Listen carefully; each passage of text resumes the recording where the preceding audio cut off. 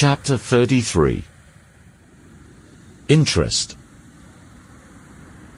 So, is your curiosity satisfied? Almost. How so? The second point is missing, remember? Yes, I remember. You want to know what is my interest in revealing all of this? I do. It's something that still confuses me. Of course, I feel honored by your trust. Don't get me wrong. But the truth is, if you spent so much time in anonymity, when you didn't have to, why now? She paused to choose her words carefully, to organize them, I believe. In an attempt to be as clear as possible, she stood up and leaned on the railing. Observing the sea, I could clearly feel that she was measuring her words because there were things she didn't want, or couldn't, reveal to me. I let her be for a while, watching the sea in silence. She closed her eyes and felt the breeze. It seemed like she was feeling the world, its pulse.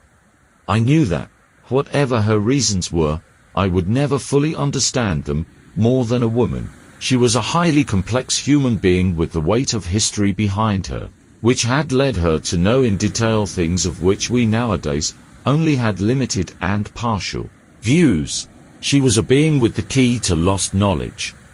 I almost felt tempted to ask her about lost legends, mythical civilizations, if they existed, who they were, where they came from, but I also thought that none of that was relevant and that it would just be childish curiosity. That didn't stop me from looking at her and feeling like she held the key to knowledge. However, she was the simplest person I had ever seen. Without a doubt, she uncomplicated things. Instead of complicating them, she simplified them to what they were. And even when drawing conclusions, she did so clearly. But the most surprising thing about her was the fact that she always seemed to be in tune with her surroundings, so much so that sometimes it seemed like she influenced reality. However, I didn't think she directly influenced it. Rather, she made the most of the situations she found herself in. She knew how to be, wherever she was, with whomever she was with, never staying on the sidelines of events, but rather being an integral part of them. Suddenly, she turned to me and asked, "Do you want to go for a swim? I feel like taking a dip." I just nodded. Although I expected an answer, I didn't feel disappointed. I had learned to respect her timing. She dropped her clothes on the ground. I stood up and did the same. She went down the stairs and waited for me at the bottom. When I went down, she took my hand, and we both walked down the beach calm, completely alone, completely free from everything, towards the water. We entered the waves, played, dove felt. We ended up lying in the sandy area where the waves reached only very lightly, silently contemplating the sky. You know, I regret not being able to tell you everything. I mean, I could, but there's a big difference between you thinking you know something, having an encyclopedic knowledge of it, and that knowledge actually becoming a part of you. If I told you all the reasons, it would confuse you. You're not ready to know them. I turned on the sand and faced her. She turned to me, and we lay on our sides, facing each other.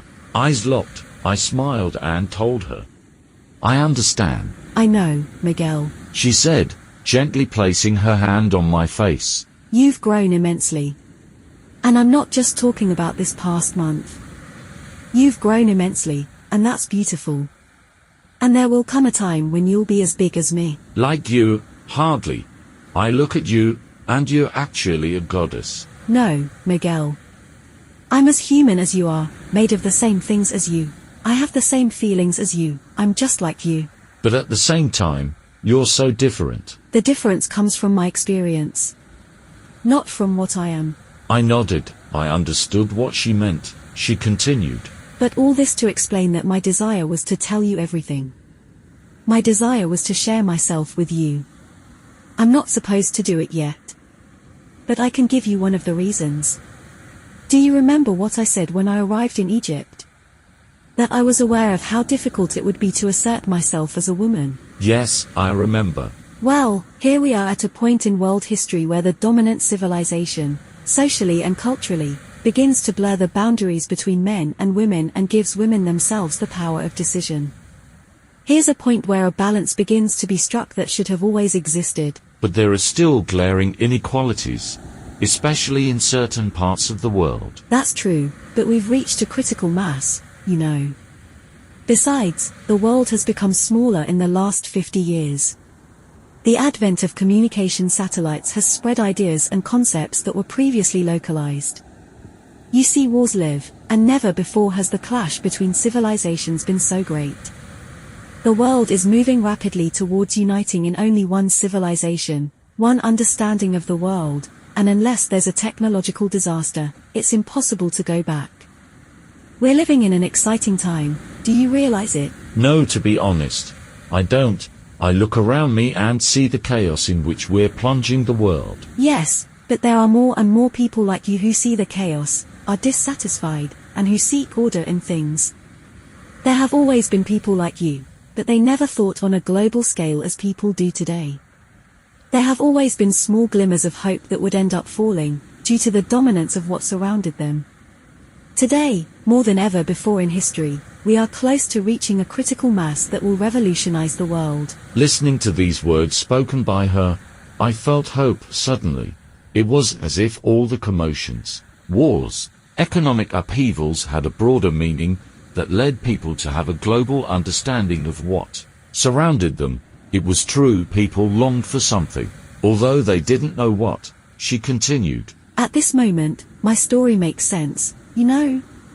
It makes sense because it can give you the perspective that things could have been different. It's the first time in these millennia that I feel that the imbalance that caused all this can be corrected.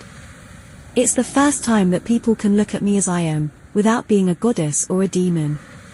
It's the first time I can simply be myself, be understood, and convey the message that no one is above anyone else. Hence my desire to reveal myself and say that I exist, that I am what I am, and that my story makes sense. And how could it be possible for you not to make sense? Sense is always in the eyes of the beholder, and never in me. I hugged her and kissed her. To me, you make perfect sense. You know, Miguel, she said, putting her hand on my face in a sweet way. What I would love most right now is for the sense I make to you to pass on to the rest of the world. I stood there, filled with sensations. I couldn't help it. I looked into those sparkling blue eyes and told her, I love you. I love you too, was the reply I heard as I felt her lips on mine.